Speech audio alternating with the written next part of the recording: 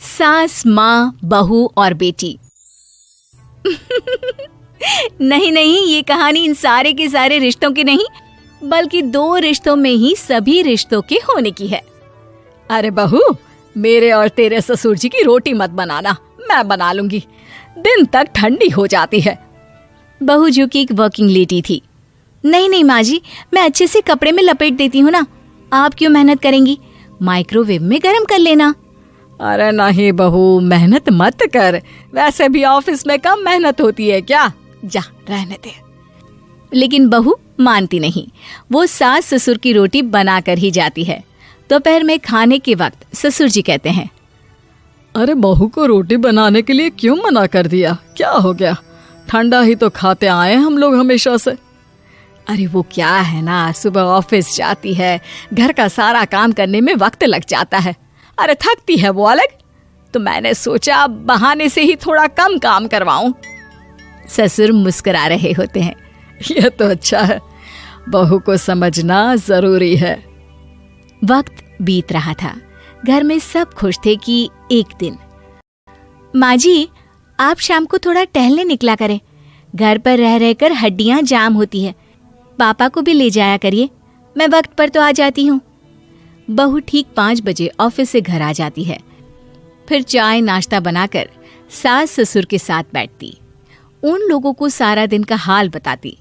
रात को पति घर आता है। क्या बात है बेटा, ऑफिस से आकर कभी हम लोगों के साथ भी बैठा कर।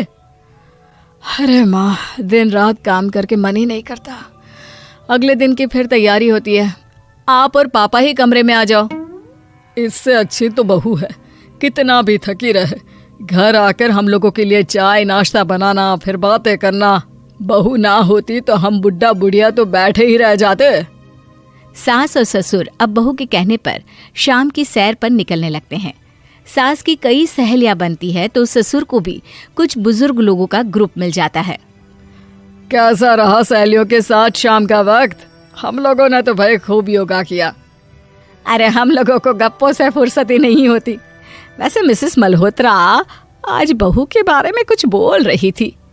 तभी वहां ऑफिस से बहू आ जाती है जो जींस और टॉप में होती है। क्या बात है माँ, क्या कह रही थी आपकी सहेली आपकी बहू के लिए? सास इस बार बहू को कुछ अलग तरीके से देखती है और उल्टा सवाल ही दाग देती है। क्या कह रही थी वो हटा, ये बता, तेरे ऑफिस में तो मर्द भी काम करते होंगे ना? बहू जो अब तक मजाक कर रही थी वो सीरियस हो जाती है। मर्द होंगे नहीं माँ जी, मर्द ही ज्यादा है, हम 5 ही लड़कियां हैं ऑफिस में। अरे तो अच्छा लगता है क्या ऐसे कपड़े पहनती हो? कल से तुम ना साड़ी पहनकर ऑफिस जाना, और हाँ, शाम का नाश्ता थोड़ा जल्दी बनाया करो, नाश्ता बनाकर बाद में ही ऑफिस के कपड़े चेंज करने जाना। बहू को समझ में नहीं आता कि सास को हो क्या गया है, लेकिन वो कुछ नहीं कहती, सीधे किचन में जाकर चाय नाश्ता बनाती है और सास ससुर को दे देती है।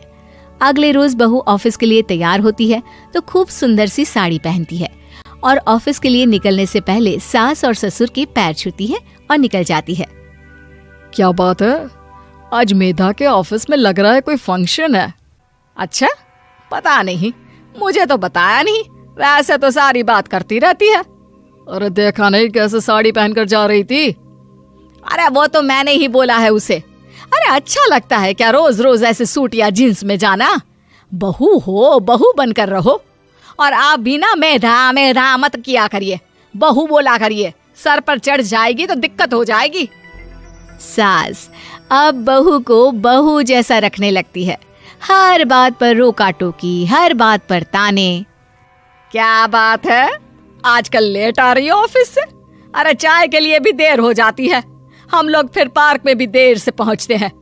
सभी की बहुएं वक्त से चाय नाश्ता करा देती है अपने सास ससुर को, बस एक तू ही है जो उस वक्त ऑफिस से निकलती है। माँ जी, वो एक रास्ता पुलिस वालों ने न जाने क्यों बंद कर रखा है, जिसके कारण ट्रैफिक ज्यादा हो जाता है। मैं कोशिश करूंगी कल वक्त से पहले निकल जाऊं। ससुर देख रहे होते हैं कि बहू अब परेशान सी रहने लगी है। एक रोज, मेधा, बेटी मेधा। जी पिताजी। बेटा देख जरा कौन सी टी शर्ट अच्छी लग रही है। वो क्या है ना, शाम को सब बदल बदल कर टी शर्ट पहनते हैं, मैं भी सोच रहा हूँ कि आज कुछ अच्छा सा पहन कर जाऊं।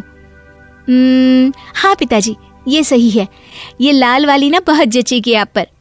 मेरे पापा पर भी डार्क रंग बहुत जचता है। क्या चल रहा है? अरे ससुर के सामने घूंघट तो छोड़ो, ऊपर से रंग बताया जा रहा है टी शर्ट का। अरे बहू, कोई संस्कार दिए नहीं है क्या तेरी माँ ने? बहू इस बार बहुत निराश हो जाती है। वो वहां से तुरंत अपने कमरे में चली जाती है। अब बहू घर का सारा काम करती, ऑफिस जाती, लेकिन साड़ी और सर पर पल्ला लेकर। एक बार पड़ोसन उनके घर आती है। वाह सुमित्रा बहन, बहू का तो रूप ही बदल दिया।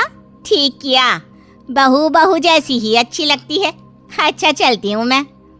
पड़ोसन के जाने के बाद सास बड़ी अकड़ के साथ कहती है, देखा मेरा कमाल, कैसे मैंने मेधा बहू को कंट्रोल में कर लिया। अब बारी ससुर के बोलने की थी।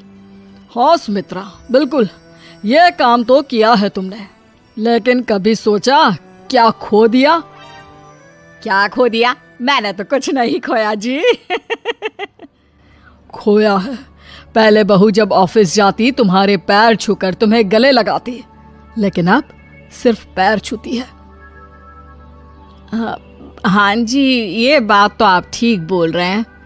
पहले घंटों हम लोगों से बात करती, कमरे में ना जाती, ऑफिस से आते ही खुद की चाय, खाना, नाश्ता सब हम लोगों के साथ करती, सारी बात बताती। लेकिन क्या तुम्हें पता है, बहू की तबीयत खराब चल रही है, वो माँ बनने वाली है। ये बात मुझे बेटे ने बताई कि तुम्हें बता दूं। अब सास की आंख में आंसू थे। वो समझ गई थी कि लोगों के कहने में आकर उसने क्या खो दिया। शाम को बहू घर आती है तो माँ किचन में पकोड़े तल रही होती है। अरे माँ जी, आप रहने दीजिए ना, मैं आ तो रही थी। अरे नहीं, जा तू चेंज कर ले, मैं नाश्ता और चाय टेबल पर ही लगा रही हूँ मेधा।